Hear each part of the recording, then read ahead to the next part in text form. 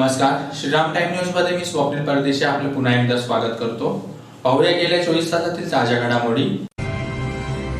आषाढी एकादशी निमित्त शहरातील विविध मंदिरांमध्ये भाविकांची दर्शनासाठी गर्दी। मीराबाई गर्ल्स हायस्कूलमध्ये शिक्षक निर्मित शैक्षणिक साहित्य प्रदर्शन संपन्न। महामार्गावर व्हॅनमधून गोमांसाची होणारी तस्करी गोरक्षकांनी रोखली। आणि आषाढी एकादशी निमित्त पवन ग्रुप तर्फे मांडव काढण्याची परंपरा कायम। आता बातमीपत्र विस्ताराने। आषाढी एकादशीच्या पावन पर्वानिमित्त दशेरा मैदान येथील विठ्ठल मंदिरासह शहरातील विविध मंदिरांमध्ये रविवारी भाविकांच्या विठ्ठलाच्या दर्शनासाठी पहाटेपासून रांगा लागल्या होत्या। मालेगाव रोडवरील दसरा मैदान येथील विठ्ठल मंदिरात दर्शनासाठी होणारी भाविकांची गर्दी यंदाही कायम होती। आषाढी एकादशी निमित्त शहर परिसरातील मंदिरांवर विद्युत रोषणाई करण्यात आली होती। भाविकांच्या गर्दीने मंदिर परिसराला यात्रेचे स्वरूप प्राप्त झाले होते।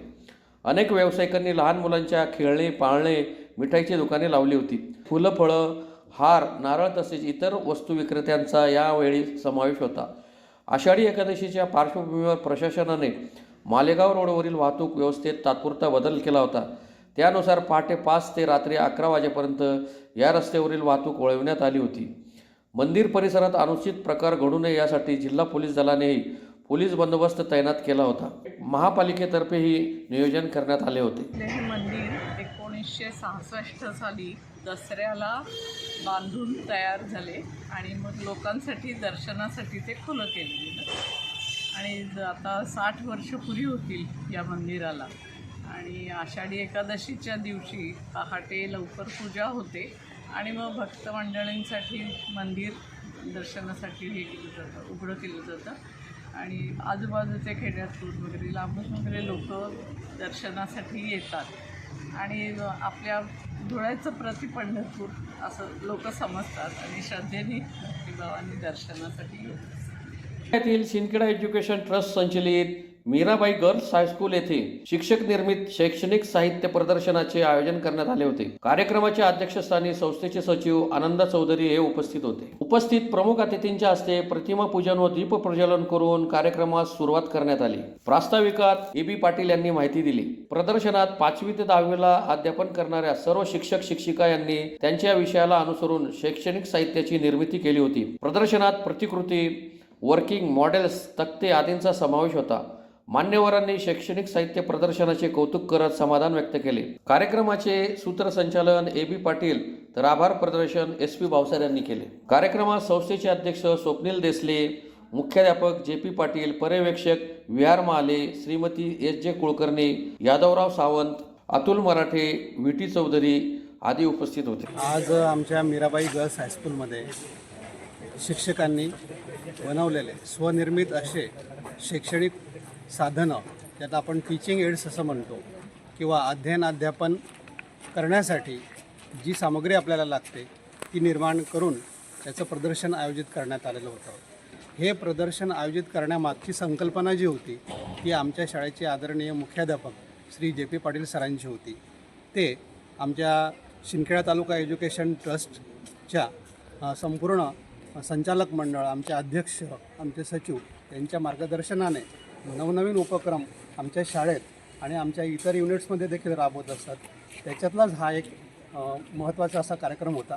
ही संकल्पना सरांनी सुट्या लागण्याच्या वेळेस आम्हा सगळ्या शिक्षकांच्या समोर मांडली आणि सर्व शिक्षक बंधू भगिनींनी मोठ्या हिरिरीने, मोठ्या उत्साहाने आपले शैक्षणिक साहित्य हे एका महिन्याभरापासून बनवण्याचा कार्यक्रम सुरू केला होता। घरी सगळ्यांनी हे शैक्षणिक साहित्य बनवलं आणि शैक्षणिक साहित्य बनवत असताना विद्यार्थिनींना ह्या साहित्याचा नेमकं कसा आपल्याला उपयोग करून घेता येईल, अध्यापन प्रक्रिया कशी सुलभ होईल, आपली जी लर्निंग आउटकम्स आहेत ती कशी साध्य होतील, हा सर्व दृष्टिकोन समोर ठेवण्यात आला होता। शैक्षणिक साहित्य तसं रेडीमेड बाजारात उपलब्ध असतं, परंतु स्वनिर्मित शैक्षणिक साहित्य विद्यार्थ्यांना दाखवण्यामध्ये जो आनंद आहे तो बाजारातून रेडीमेड घेतलेल्या शैक्षणिक साहित्यामधून आपल्याला मिळू शकत नाही।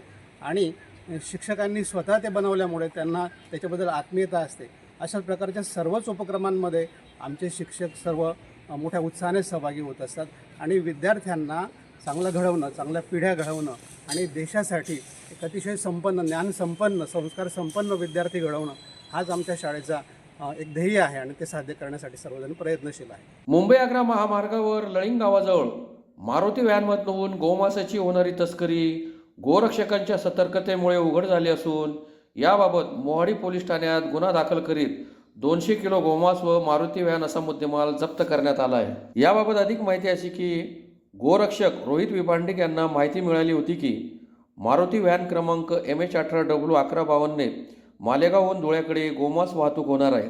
त्या आधारे त्यांनी व गोरक्षकांनी शनिवारी रात्री 10:30 वाजेच्या सुमारास लळिंग गावाजवळ पाळत ठेवत सदर वाहन लळिंग गावाजवळ येताच वाहन अडवून तपासणी केली असता त्यात प्लॅस्टिकच्या 6 गोण्यांमध्ये 200 किलो गोमांस आढळून आले.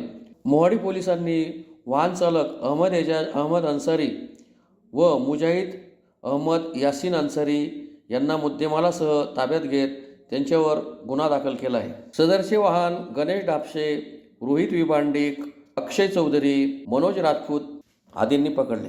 सालाबादाप्रमाणे यावर्षीही आषाढी एकादशी निमित्त धुळे येथील पवन ग्रुपतर्फे मांडव काढण्याची परंपरा अखंड ठेवत शहरातून मांडव काढण्यात आला. माजी आमदार राजवर्धन कदमबांडे यांच्या हस्ते श्रीफळ फोडून खंडेराव मंदिरापासून मांडवास सुरुवात करण्यात आली. वाजत गाजत मरीमातेच्या मंदिर येथे जाऊन भाविकांवरचे संकट टळू दे अशी मरीमातेला प्रार्थना करण्यात आली. यावेळी माजी आमदार राजवर्धन कदमबांडे, गोरख पाटील, श्याम कानडे, राम कानडे, गुलाब माळी, लाला चौधरी, राजू गवळी, भटू देवरे, छोटू पाटील, राजू पाटील व पवन ग्रुपचे तसेच तालीम संघाचे मल्ल मोठ्या संख्येने उपस्थित होते. एकादशीच्या औचित्य साधून पवन ग्रुपच्या माध्यमातून सालाबादाप्रमाणे यावर्षी सर्व धुळे शहरातील कुस्तीप्रेमी व्यायामप्रेमी बांधव यांच्या वतीने हा उत्सव मोठ्या आनंदात साजरा होत असतो आणि या उत्सवामध्ये